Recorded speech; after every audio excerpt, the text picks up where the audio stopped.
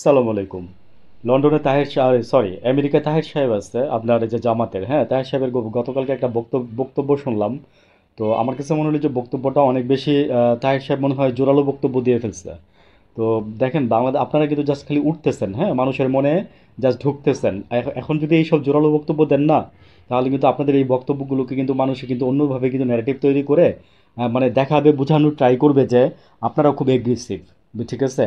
তো with due respect Taher ভাই, আমি আপনাকে বলি সেটা হচ্ছে যে আপনার বক্তব্যটার মধ্যে আপনি যেরকম দুই তিনবার করে বড় বড় করে স্লোগান দিচ্ছেন, মানে স্লোগানের মতো করে কথা বলছেন। তো আসলে কি আমার চোখে যেহেতু ধরা পড়ছে, আমার আমার চোখে যেহেতু ধরা না, আমার চোখে যেহেতু বাচ্চা জিনিসটা, আমার যেহেতু মনে হয়েছে যে না, এটা মনে হয় উনি ঠিক করে নেয়, আরেকটু নমনীয় হওয়ার কথা ছিল। আপনাদের তো আরেকজন কে যেন দুদিন আগে বলছিল যে আমাদেরকে যারা মানে ঢিল ছুড়ুক, মারুক, কাটুক, আমরা তাদেরকে একসময় মানে প্রমাণ করে দিব যে আমরা তাদের বন্ধু ছিলাম। আমরা তো এটাই চাই জামাত, হ্যাঁ। আমরা কিন্তু আপনাদেরকে দেখেন, আমরাই কিন্তু আপনাদেরকে প্রশংসা করতেছি, ঠিক আছে? আর সাধারণ জনগণ বুঝতেছে আমরা কিন্তু মানে আপনাদের মানে পিছনে কথা বলতেছি। কেন বলতেছি জানেন? কারণ আপনারা সত্যি কথা বলেন, আমরা ন্যায়ের পক্ষে, আর আমি কথা বলতেছি, আমি হচ্ছে ন্যায়ের পক্ষে আছি।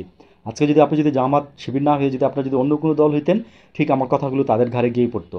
বিকজ আমার রাস্তা একটাই ভাই, আমার রাস্তা একটাই, আমি সত্যের পথে থাকবো, ন্যায়ের পথে থাকবো। আমার রাস্তা অন্যটা না, আমার রাস্তা কোনোদিন চেঞ্জ হবেও না মরার আগ পর্যন্ত। তো এই জন্য আমি কথাগুলো বলতেছি যে তারেক সাহেব, আমি সরি তাহের ভাই, আমি আপনার আপনার মানে ইয়া করেই বলি, মানে সম্মানের সহিতই বলতেছি যে প্লিজ আমার মনে হয় কি যে বক্তব্যগুলো আপনারা একটু আরও নমনীয় সুরে দিবেন। আপনারা নমনীয় সুরেই কথা বলেন, নমনীয় সুরেই কথা বলেন।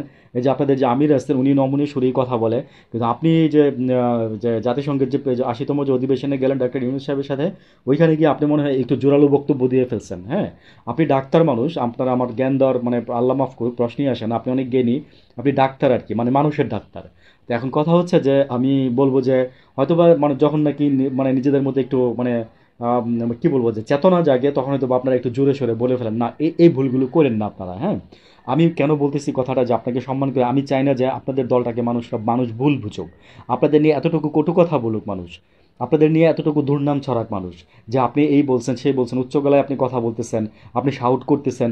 এগুলো জামাতকে মানায় না। আমিও পছন্দ করতেছি না ব্যক্তিগতভাবে, যেহেতু আমার ভালো লাগে নাই। আমার কথা হচ্ছে আরও হয়তো ১০০ লোকের, ২০০ লোকের, ৫০০ লোকের, ১০০০ লোকের ভালো লাগবে না। এইটাই স্বাভাবিক। ঠিক আছে? তো যাই হোক, আমি আপনাকে সম্মান করে কথাগুলো বললাম। আপনি জাস্ট এইভাবে না, আরও নমনীয় সুরে কথা বলবেন। আপনাদেরকে মানুষ যা ইচ্ছা করুক, হ্যাঁ, ডিম ছুঁড়ে মারুক, যা ইচ্ছা করুক, আপনারা নমনীয় থাকবেন। আমরা দেশের মানুষ দেখতেছি, বুঝতেছি আপনারা কি করতেছেন। আমরা দেশের মানুষ বুঝতেছি, ইভেন সনাতন ধর্মে যারা আছে তারাও বুঝতেছে যে আপনারা দেশের জন্য কি করতেছেন বা সামনে কি করবেন। ঠিক আছে? ভালো রাখবেন, খুব কেয়ারফুলি আগান। আসসালামু আলাইকুম।